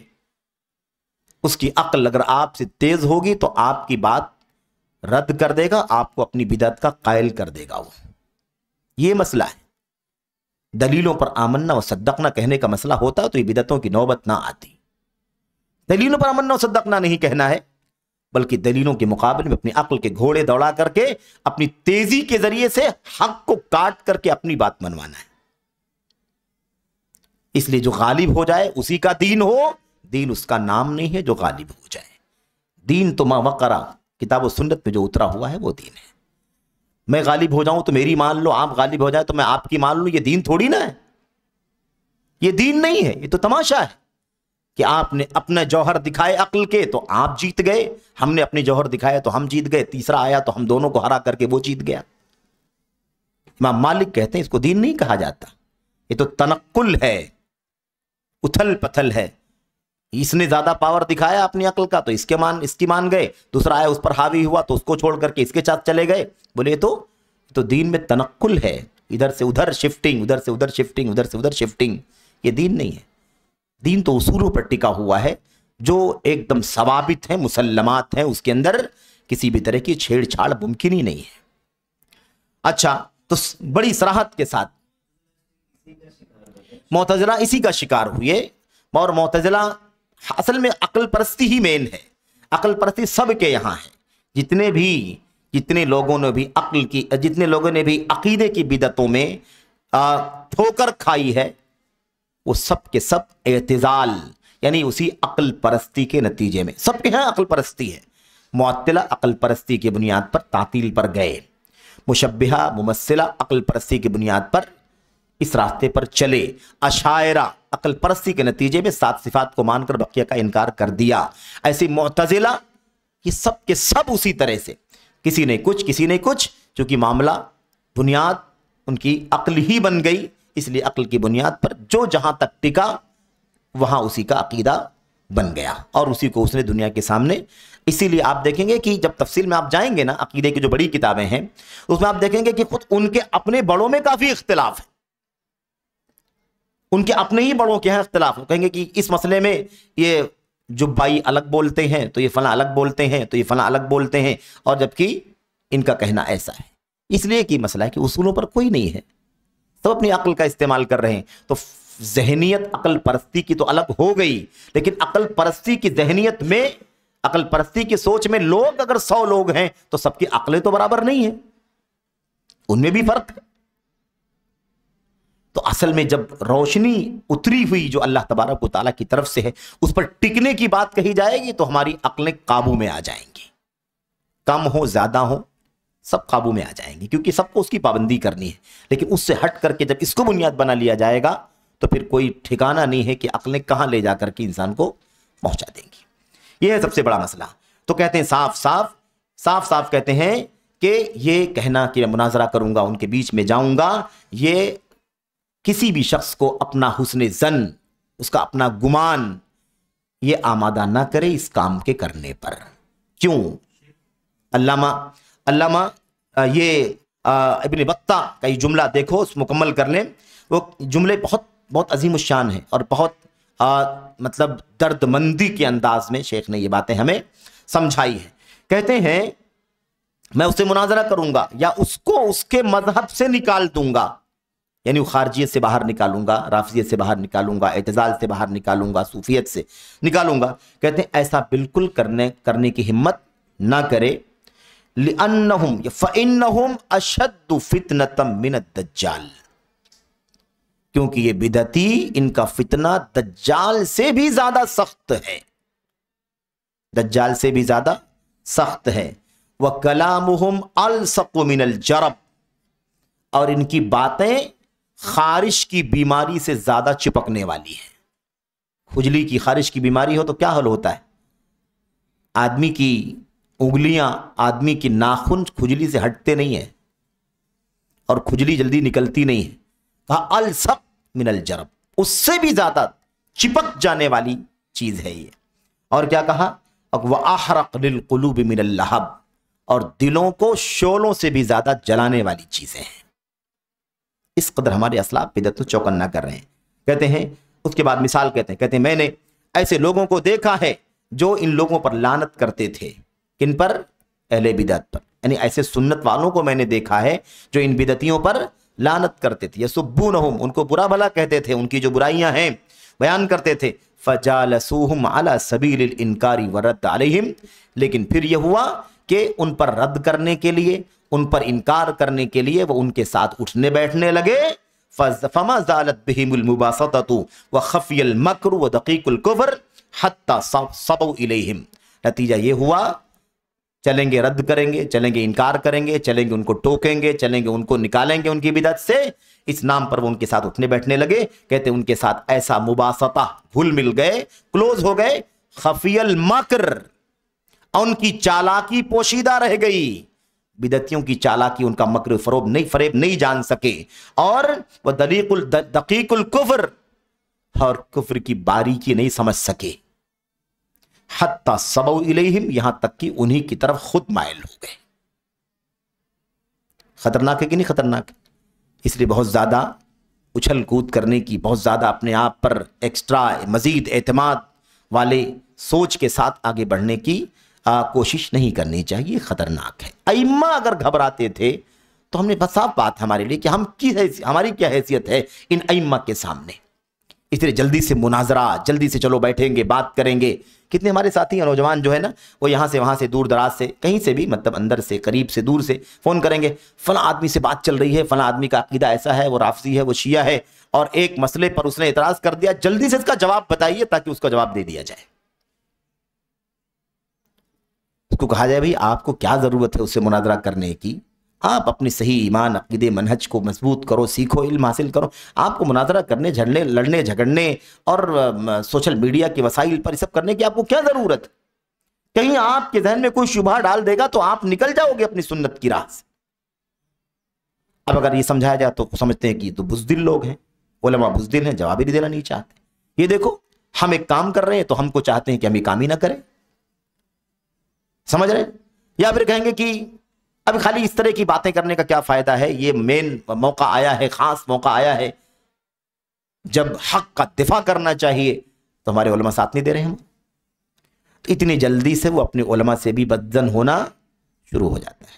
اسے نہیں معلوم، کاش اس نے سنت کو پڑھا ہوتا، ان باتوں کو پڑھا ہوتا تو وہ ایسی بدگمانی اپنے علماء کے ساتھ نہیں رکھتا۔ تو یہ مشکلات ہیں بہت زیادہ۔ اچھا، اس کے بعد تھوڑی سی بات اور ہے اس میں سے، ایک دو باتیں پھر ہم بات ختم کر دیں گے انشاءاللہ۔ اور ہے نا کیا کہا اخیر میں، اس کے بعد شیخ یہ کہہ رہے ہیں اخیر میں کہ بھئی یہ ہمارے جو دور کی بات، یہ شیخ عبدالسلام برجس کی بات ہے، یہ شیخ عبدالسلام برجس، شیخ کی وفات بھی کئی سال ہو گئے نا، کئی دہائیاں گزر گئی، تو وہ کہتے ہیں کہ ہم نے اس طرح کے لوگوں کو اپنے اس دور میں بھی دیکھا ہے جو یہ کہتے تھے کہ ہم ان بدعتیوں کے ساتھ بیٹھیں گے۔ آج بھی لوگ کہتے ہیں نا، کہتے ہیں بھئی کہ آپ سارے لوگ کتابوں میں لکھ کر کے، میڈیا پر آرٹیکلز کے ذریعے سے، یا تقریروں میں، خطابات میں، یا عوامی بڑی مجلسوں میں، کانفرنسوں میں آپ لوگ ان بدعتیوں پر رد کرتے ہیں، ان کے فرقوں کا نام لے کر کے رد کرتے ہیں، ان کی شخصیتوں کے نام لے کر کے رد کرتے ہیں، ان کے بدعات کو آپ نکال کر کے بیان کرتے ہیں۔ کیا یہ اچھا ہے؟ یہ طریقہ تو اچھا نہیں ہے۔ کیوں نہیں ہم ان کے ساتھ بیٹھ جائیں؟ کیوں نہ ہم ان کے ساتھ بیٹھ کر کے ایک ٹیبل پر بات کر لیں، ان سے سمجھ لیں، آپس میں مناقشہ ہو جائے، آپس میں افہام و تفہیم ہو جائے۔ یہ آج بھی ہمارے بہت سارے بھائی کہتے ہیں، اور ان کو ایسا لگتا ہے کہ ہم سے زیادہ اس مسئلے میں ہمدردی رکھنے والا، خیر خواہی کرنے والا کوئی نہیں ہے۔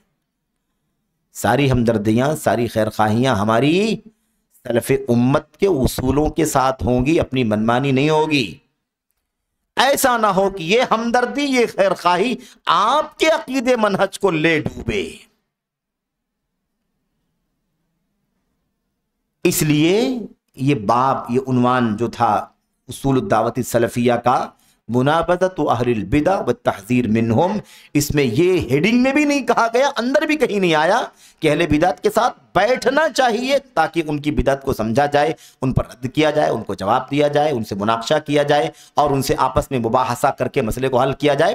اس کی کوئی ضرورت نہیں ہے، کوئی گنجائش نہیں ہے۔ منابذہ اور تحذیر، ان سے بائیکاٹ اور لوگوں کو چوکنا کرنا، یہ ہمارے اسلاف کا کام ہے۔ اور اندر سارے مضامین آپ کے سامنے گزر رہے ہیں نا، چوکنا، کانوں میں انگلیاں ڈال لینا، بچے کے کان میں انگلی ڈالنے کے لیے کہنا، آدھی بات بھی نہیں سننا ہے تمہاری، ہمارے اسلاف کا طریقہ تھا۔ اس لیے ہمیں اصولوں پر رہنا ہے، اور اس کا ایک ہی سورس ہے، جب تک ہم منہج کو سمجھنے کے لیے سنجیدہ نہیں ہوں گے، ہماری ساری محنتیں اکارت ہو سکتی ہیں، یہ بھی یاد رکھیں۔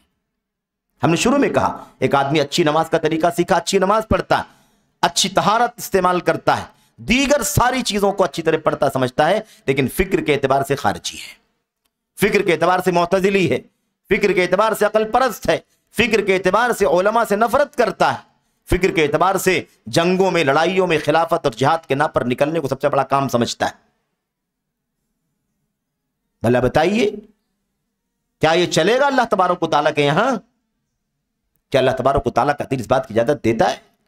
اس لیے سب سے زیادہ جس بات کی ضرورت ہے، اور ہر دور میں رہی ہے، اس دور میں بھی، بلکہ مزید اس دور میں یہ تقاضا اور بڑھ گیا ہے، کیونکہ میڈیا کے سپورٹ کے ساتھ یہ فتنہ جنگل کی آگ کی مثال بھی اس کے سامنے بیکار ہے۔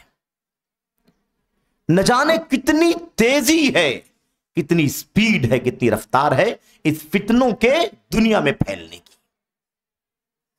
اس لیے ہمیں چاہیے کہ ہم اپنی رفتار بھی منہج کو پڑھنے، پڑھانے، سیکھنے، سکھانے میں بڑھائیں، کوانٹٹی بڑھائیں، رفتار بڑھائیں، تیزی کے ساتھ فتنوں کا میرے بھائیوں شکار ہونے سے اپنے بچوں کو، اپنی امت کو، نوجوانوں کو بچائیں۔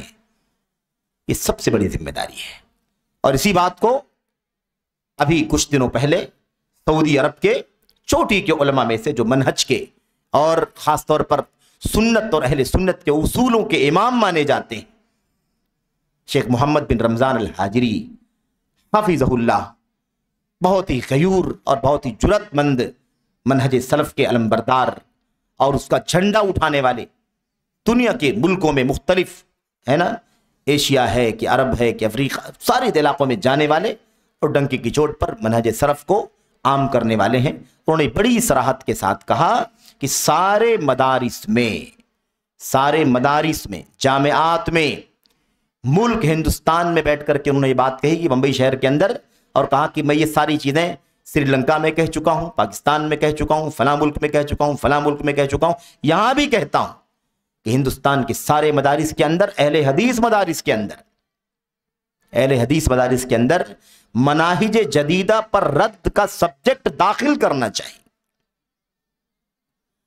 باقاعدہ سبجیکٹ پڑھایا جائے، سلیبس میں پڑھایا جائے، اور تاکہ ہمارے یہ بچے جو 8 سال 10 سال 12 سال پڑھ کر کے مدارس سے نکلتے ہیں اور پھر میدان عمل اور دعوت میں آتے ہیں، کوئی ممبر پر خطیب ہوتا ہے، کوئی مصلی کا امام ہوتا ہے، کوئی مسجد کے اندر درس دیتا ہے، کوئی اسٹیج کا مقرر بنتا ہے، کوئی باحث اور مصنف بنتا ہے، اور کوئی مدارس اور جامعات کی مسندوں پر مدرس بن کر کے آتا ہے، ایسا نہ ہو کہ یہ ہمارا نکلنے والا انتاج اور پروڈکٹ یہ باطل مناہج سے لپٹا ہوا میدان میں آئے اور وہی باطل مناہج کی دعوت دینا شروع کر دے۔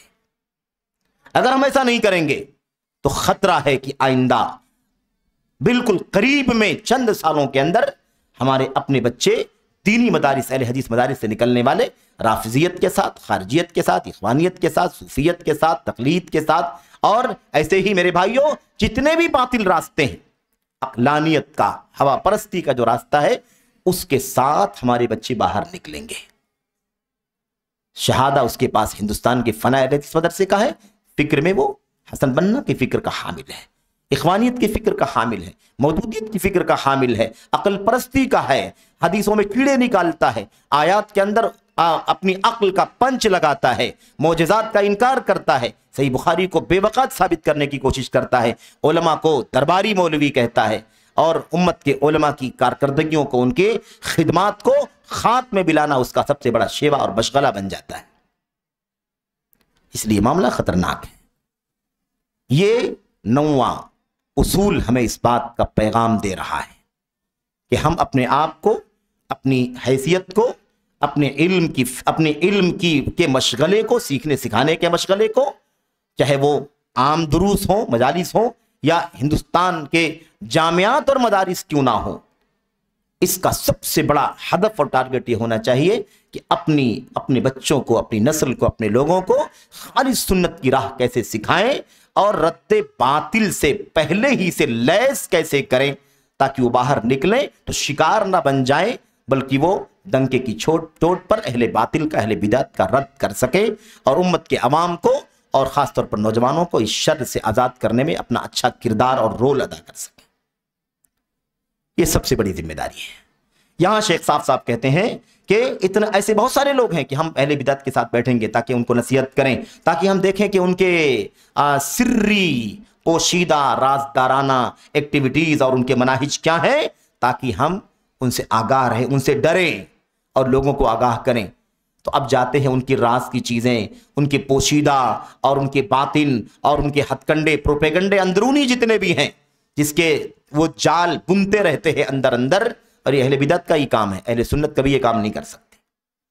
تو ہم جائیں گے، ان کو ذرا دیکھیں گے تاکہ بعد میں اسے لوگوں کو چوکن نہ کریں۔ کہتے ہیں یہ شیخ عبدالسلام برجس کہتے ہیں ثم بعد ذلك يقعون في حبائلهم، پھر اس کے بعد ہوتا یہ ہے کہ انہی کے جال میں پھنس جاتے ہیں۔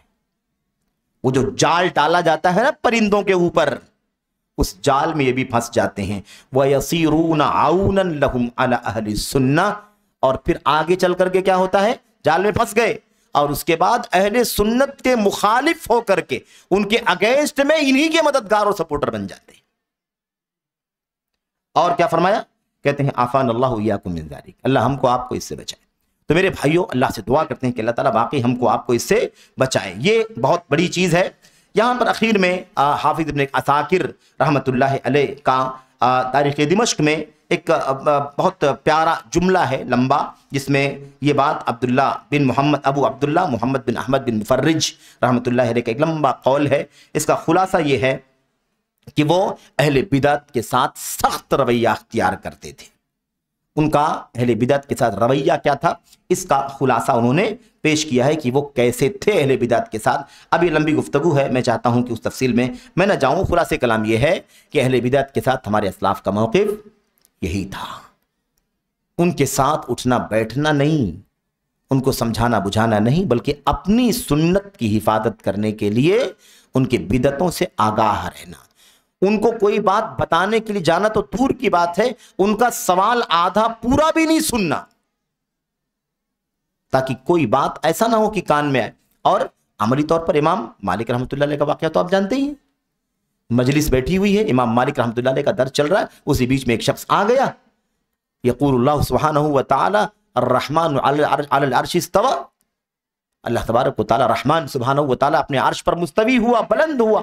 فَكَيْفَ اسْتَوَى، فَكَيْفَ اسْتَوَى، اللہ تعالی عرش پر بلند ہوا، کیسے بلند ہوا؟ آ گئی نا، اعتدال آیا کہ نہیں آیا؟ کیسے آیا سوال تو اعتدال آ گیا، کیسے بتایا نہیں اللہ تعالیٰ نے؟ تو ابھی تمہاری عقل ہے، تم کیسا جاننا چاہتے ہو، ہے ہی نہیں تو کیوں جاننا چاہتے ہو؟ یہی تو بدعت ہے، جتنا بتایا گیا اتنا ہی جاننا ہے۔ سوال سن کر کے امام مالک رحمت اللہ علیہ پسینہ پسینہ ہو گئے، اعلیٰ الرحضا، پسینے میں شرابور ہو گئے، سر جھکا لیا اور دیر تک بے چین رہے، کپ کپی۔ اس کے بعد سر اٹھایا، پوری امت تھی آپ کے پیچھے شاگردان تھے۔ اس کے بعد انہوں نے کہا بھائی دیکھ، ایسا ہے کہ الاستواء معلوم، اللہ تعالیٰ کا استوا ہونا، بلند ہونا معلوم ہے، قرآن میں بار بار آیا ہے، سنت میں آیا، ٹھیک ہے۔ والکیف مجہول یا غیر معلوم، دونوں طرح سے ہے، کیفیت مجہول ہے، کیفیت نہیں بتائے گی، معلوم نہیں ہے۔ والسؤال عنہ بدعہ، جب کیفیت بتائی نہیں گئی ہے تو اس کے بارے میں سوال کرنا بدعت ہے۔ وما اراک الا مبتدعا، اور میں دیکھ رہا ہوں کہ تو بھی بدعتی ہے، ورنہ یہ سوال نہیں کرتا۔ اخرجوہ من ہنا، اس کو نکالو یہاں سے، دوسرا سوال کرے اس سے پہلے نکالو یہاں سے، کیونکہ یہ سارے شاگردان بیٹھے ہوئے ہیں، کسی کے ذہن میں شبہ نہ آ جائے۔ اور معاف کرنا مجھے، آج بھی امت میں یہ اختلاف موجود ہے کہ نہیں موجود ہے؟ آج بھی امت میں اختلاف موجود ہے، استوا کے نام سے موجود ہو نہ موجود ہو، لیکن اللہ عرش پر ہے کہ ہر جگہ ہے کہ نہیں؟ یہ بدعت، یہ بدعت عقیدے کی بدعت ہے، یہ بدعت عقیدے کی بدعت ہے، اللہ کے بارے میں ہے۔ اللہ کہاں ہے؟ این اللہ؟ قالت فی السماء قال اعتقها انا فانها مومنہ، اللہ کہاں ہے؟ آسمان میں، مومنہ ہے، یہ ایک دم صحیح عقیدہ ہے اس کے پاس، اسے آزاد کر دو، ہے کہ نہیں؟ آج بھی لوگ کہتے ہیں، یہی سب ہیں یہ صوفی، یہی اہل سنت والجماعت کا لبادہ اوڑھ کر کے بدعتوں سے جھوجنے والے، آج بھی کیا کہتے ہیں؟ اللہ تبارک و تعالیٰ ہر جگہ ہے، اللہ حاضر ہے ناظر، یہ سارے جملے بدعت کی لپیٹ میں ہیں، سارے جملے بدعت سے بھرے ہوئے ہیں۔ اللہ تبارک و تعالیٰ ناظر ضرور ہے، لیکن حاضر کیسے؟ ہر جگہ اللہ تبارک و تعالیٰ کیسے ہو سکتا ہے؟ اللہ کی ذات عرش پر ہے، اللہ کی ربوبیت کی صفات ہر جگہ، لیکن نہیں ہر جگہ۔ صوفیوں کو دیکھ لو، وحدت الوجود والوں کو، وحدت الشہود والوں کو، ان کو ذرے ذرے میں اللہ تبارک و تعالیٰ دکھائی دیتا ہے، وہ استنجا کرنے نہیں جاتے، وہ کہتے استنجا کیسے کروں، یہاں تو اللہ کا مظہر دکھائی دیتا ہے۔ یہ حالت ہے ان لوگوں کی۔ بہرحال تو خلاصہ کلام کیا ہے؟ اہل بدعت سے نفرت کرنا، ان کا بائیکاٹ کرنا، اور اہل بدعت سے لوگوں کو چوکنا کرنا، تنبیہ کرنا، یہ ہمارا سلفیت کی دعوت کا اصول ہے۔ اللہ تعالیٰ سے دعا ہے کہ اللہ تعالیٰ ہم سب کو عمل کی توفیق عطا فرمائے، آمین رب العالمین، وصلی اللہ وسلم وبارک علی نبینا محمد وعلی آلہ وصحبہ اجمعین۔ السلام علیکم ورحمۃ اللہ وبرکاتہ۔ جی